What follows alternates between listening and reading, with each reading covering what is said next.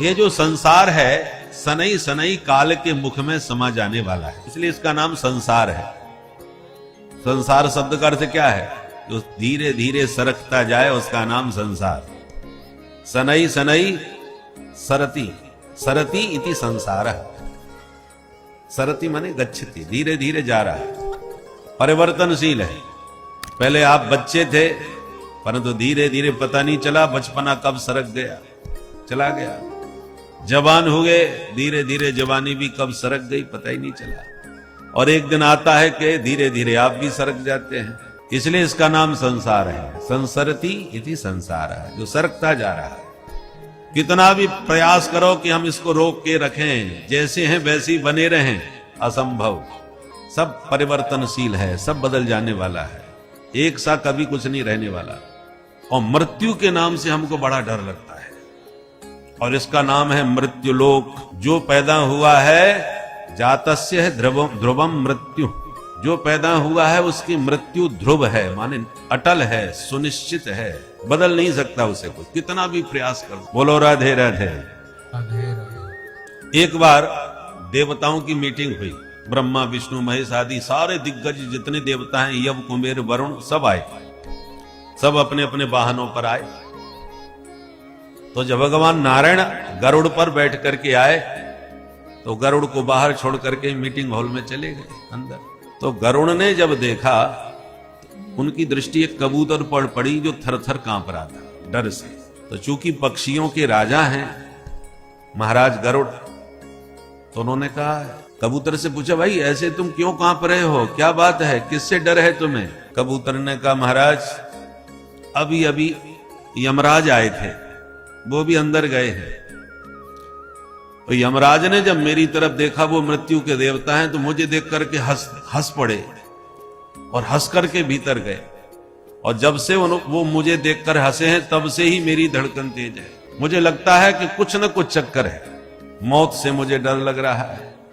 यमराज मुझको ही देख के क्यों हंसे, कुछ चक्कर है। गरुड़ ने कहा, बिल्कुल मत डरो, हम तुम्हारे राजा हैं, हम बचाएंगे तुम्हें, बैठो मेरे ऊपर। उसको बैठाया कबूतर को, और इतने बेग से उड़े, अद्भुत गति है गरुड़ की। और हजारों किलोमीटर दूर एक वृक्ष का एक छोटा सा घोंसला था, बिल, जैसे वृक्ष के भीतर भी बन जाते ना शाखाओं के भीतर, तो उस बिल में उसको बैठा करके बोले, चिंता मत करो, मैं जाके उनसे बात करूंगा, अभी जब आएंगे बाहर मीटिंग के बाहर तब पूछूंगा वो क्यों हंसे थे।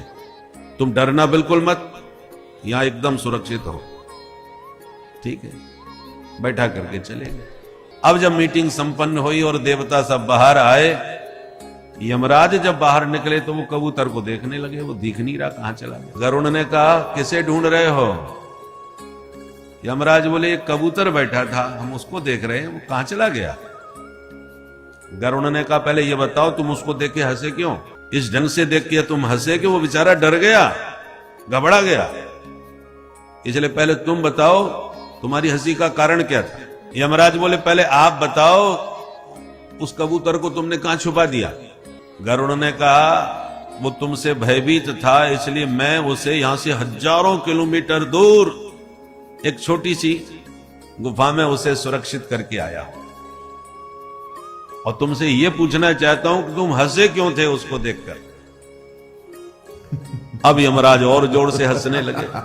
गरुड़ ने कहा, बताओगे भी कारण क्या है हंसने का भाई?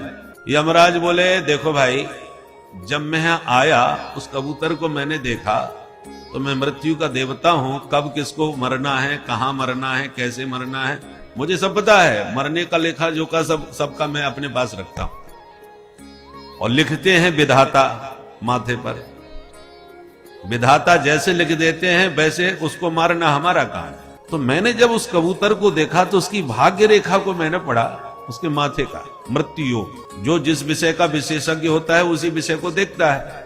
तो मैंने उसकी मृत्यु को जब देखा तो उसके ललाट पर जो मृत्यु योग लिखा था उससे देखकर मुझे हंसी आ गई। क्या लिखा था?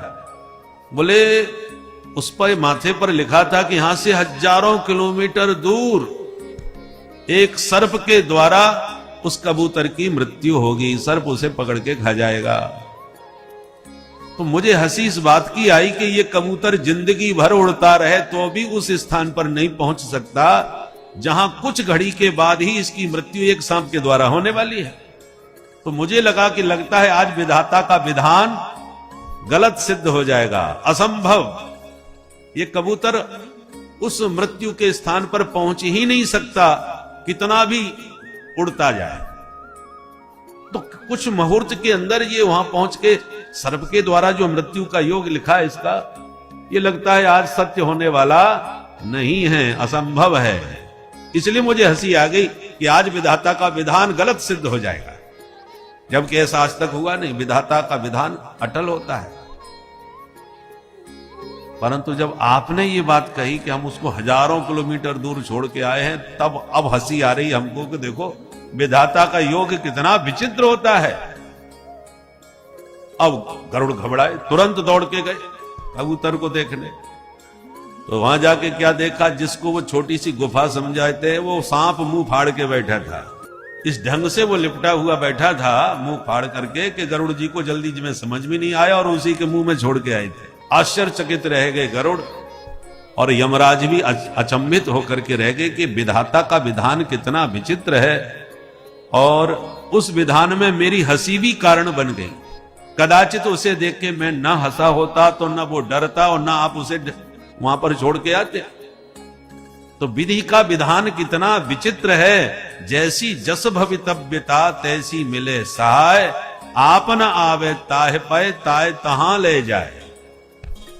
ये मृत्यु का विचित्र योग है। तो आप कितना भी माथा लगा लो, कितना भी विवेक लगा लो, कितनी भी कोशिश कर लो, मृत्यु योग जिसका जहां जैसा है उसे कोई टाल नहीं सकता। बोल भक्त वत्सल भगवान की जय। क्योंकि इसका नाम मृत्यु लोक है। आया है सो जाएगा, राजा रंक भगी। और इसी मृत्यु के भय को मिटाने के लिए, मृत्यु का डर समाप्त करने के लिए श्रीमद् भागवतम शास्त्रम कलौ कीरेण भाषितम।